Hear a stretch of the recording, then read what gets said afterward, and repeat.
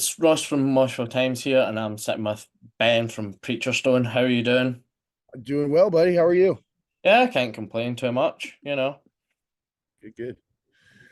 So the band have just released a new album. What can you tell us about it? Well, it's the fifth album, hence the very creative name of Preacher Stone Five. Um, it's really it's really collectively probably one of the best bodies of work that the band's done as a group. Um, I of course I have a bias on it, because I'm in the band, but I have a hard time picking a song that I don't necessarily like any more than another one. Like it's one of the I listen to it and I just I don't know. I'm just really proud of it. Right? We're all really proud of it as a collective group, like I said, and it in my personal bias, there's like I said, there's no weak part of it. So how have people taken to it? So far, we've gotten great reviews on it. We played the whole thing live, start to finish, a couple of weeks ago. So as far as people hearing it, on a streaming platform or on the actual hard copy versus live, it seems like it's being received well. Like I said, we've gotten some killer reviews about it. We've gotten some killer fan remarks and comments on social media, and um, yeah, it seems to be moving in the right direction. Obviously, as well, there's been 8 years between this album and the last one. Why was there such a long gap, other than, the very obvious reason? Yeah, there was it was kind of funny. Obviously, when the world shut down for a little while, we just we weren't touring, we weren't doing anything, and there's maybe a slight lack of motivation. I know, at least from my end. Um, but the album, some of the songs that are on it, we've had written for years, and that might be one of the reasons that it came out so strong, is like just there was so much time that was able to be put into it. Although, I mean, you don't necessarily want to span that amount of time without a record, but I don't really know why it took so long. But the fact that it did take so long, I think, yielded the end result and what's made it so good. So hopefully it's not another 8 years till Preacher Stone 6. Yeah, I don't think that's going to be the case. Yeah. Yeah, we've already started writing for the next one, and this one just got released. So, um, but we're just as excited to go record another one. Yeah. And what was it like to work with Glenn Tabor, who produced it? Glenn Tabor, that was an amazing experience.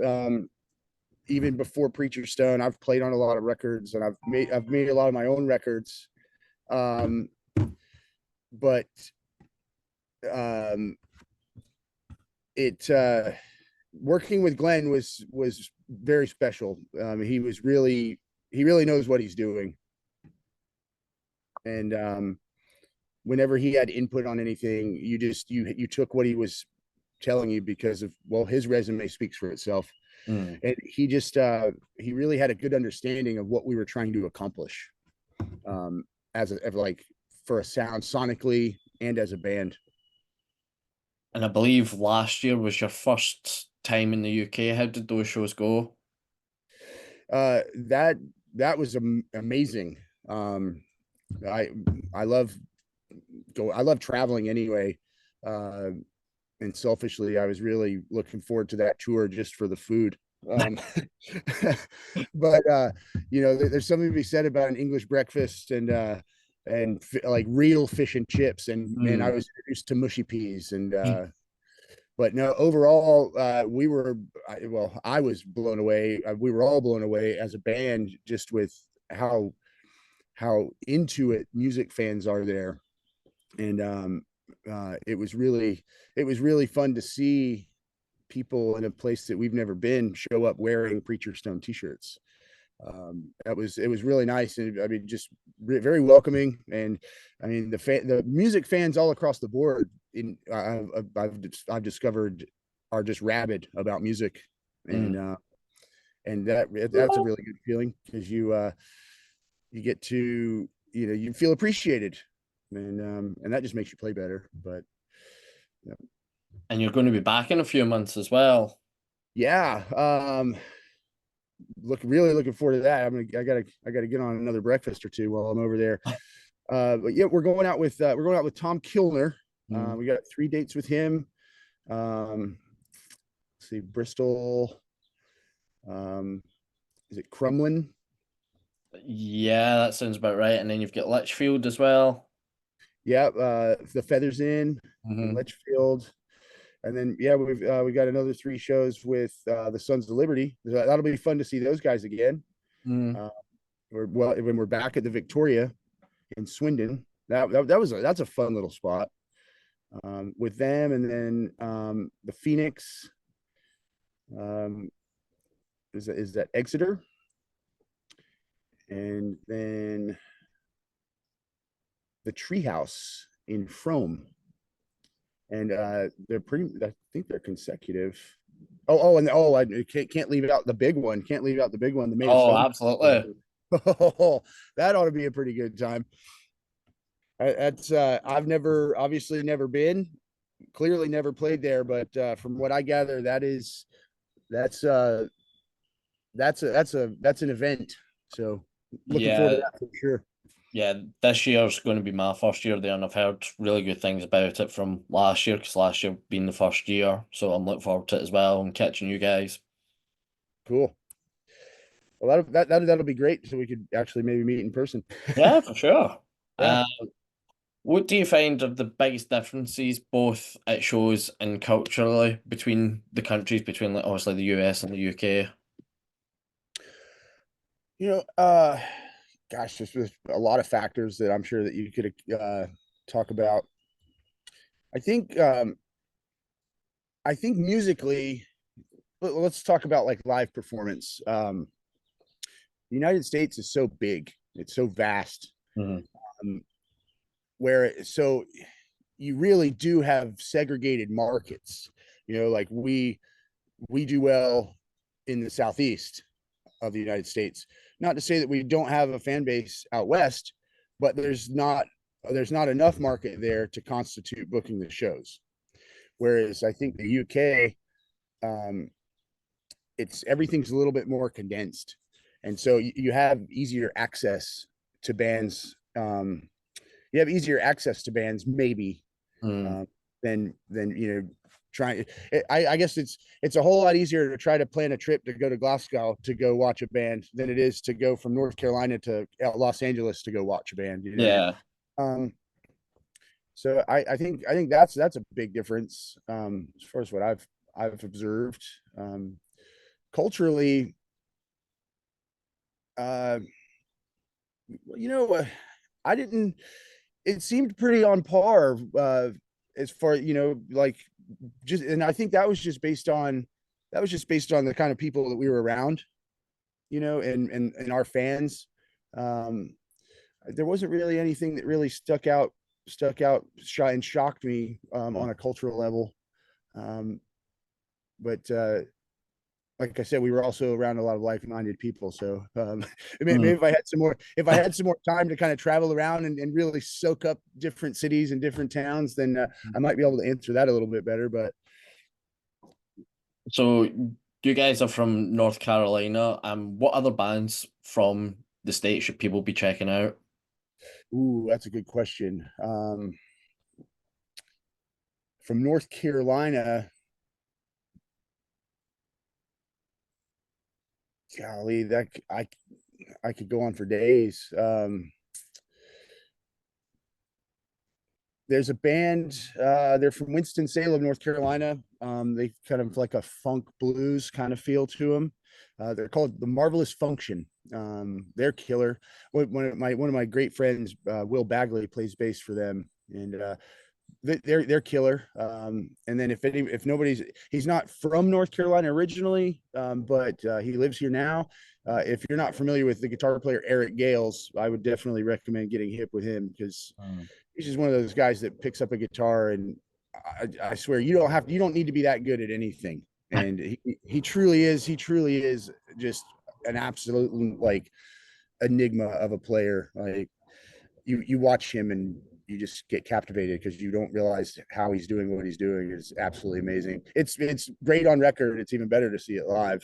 I mean, even a video on on the internet is better. I mean, than anybody else. But yeah, those would be the top two, I think.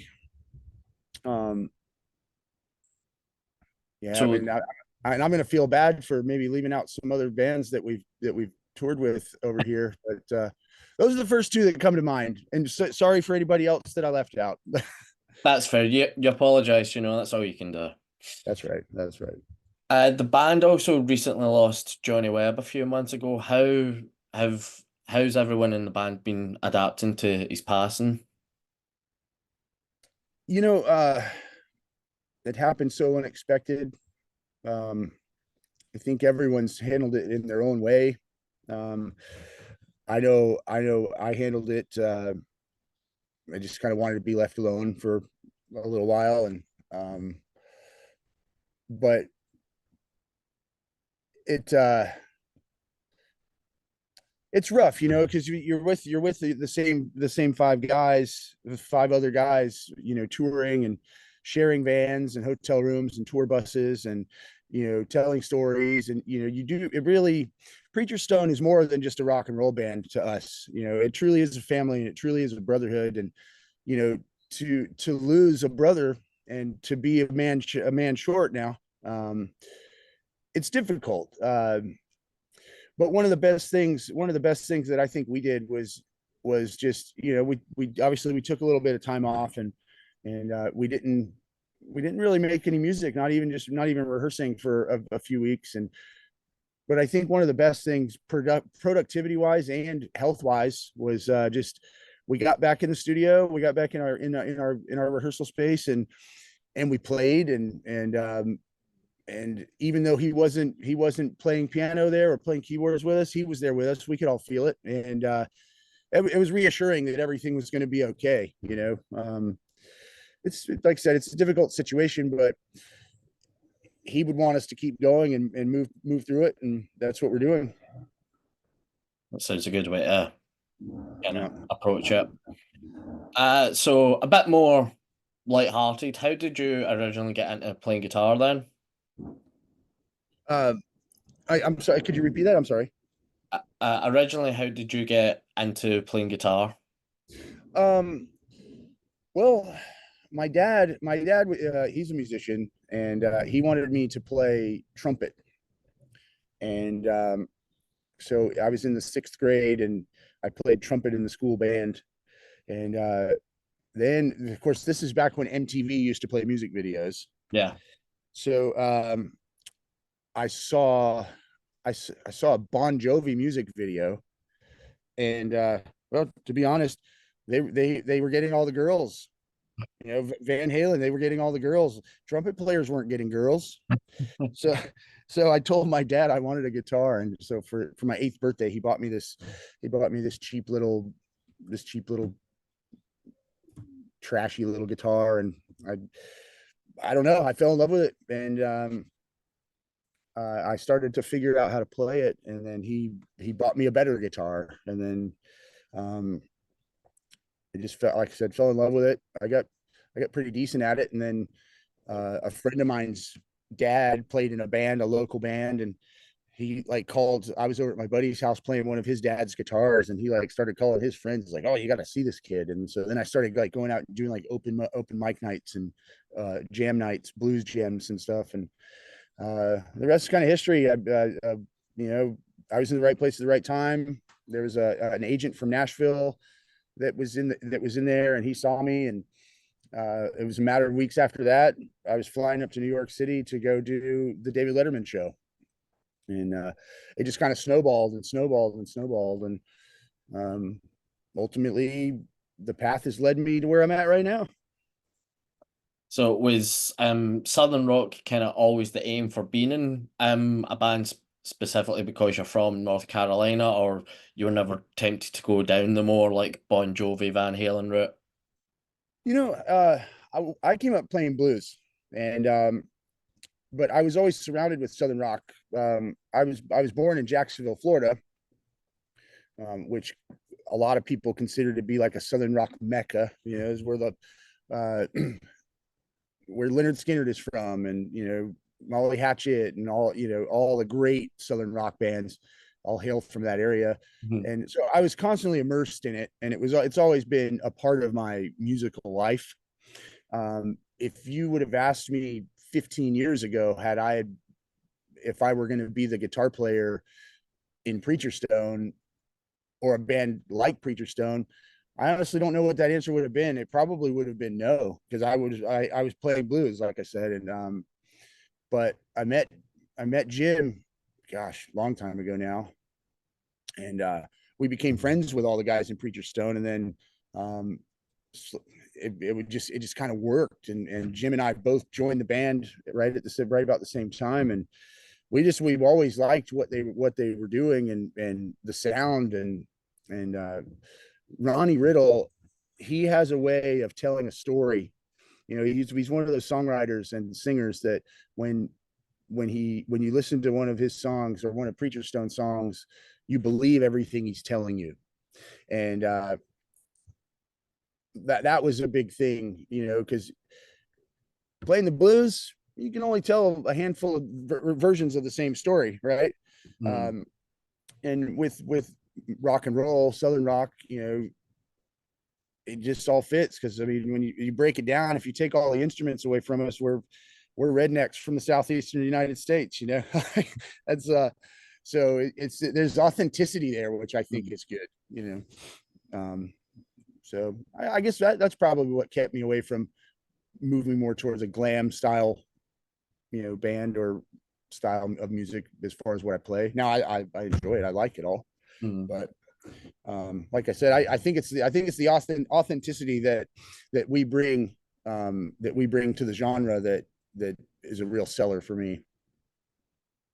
And finally, other than the dates that we just talked about, what else has the band got planned? Um, let's see. We've got a decent Florida run in May. Um, we're at the Mid Florida Event Center.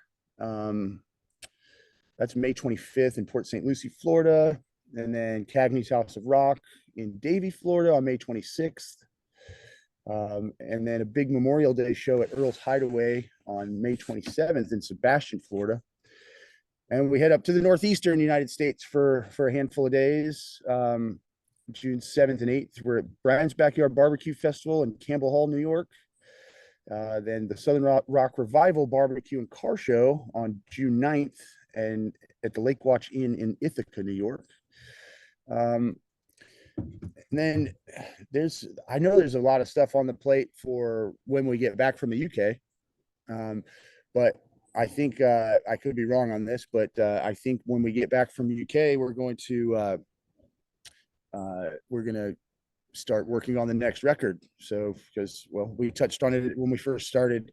I don't think there's going to be another 8-year gap between between albums. So, Yeah, but yeah, just playing shows and working on another record and just honing the craft. nice one. Well, it's been great talking to you, Ben. I can't wait to see you guys in July. It's only a few months away now. I know every day it gets closer. So. Yeah, So no, I really appreciate the opportunity and definitely looking forward to meeting you when we get over there. yeah, brilliant. Well, cheers. Cheers. Nice And one. yep, have a good night, buddy. We'll talk soon. Good to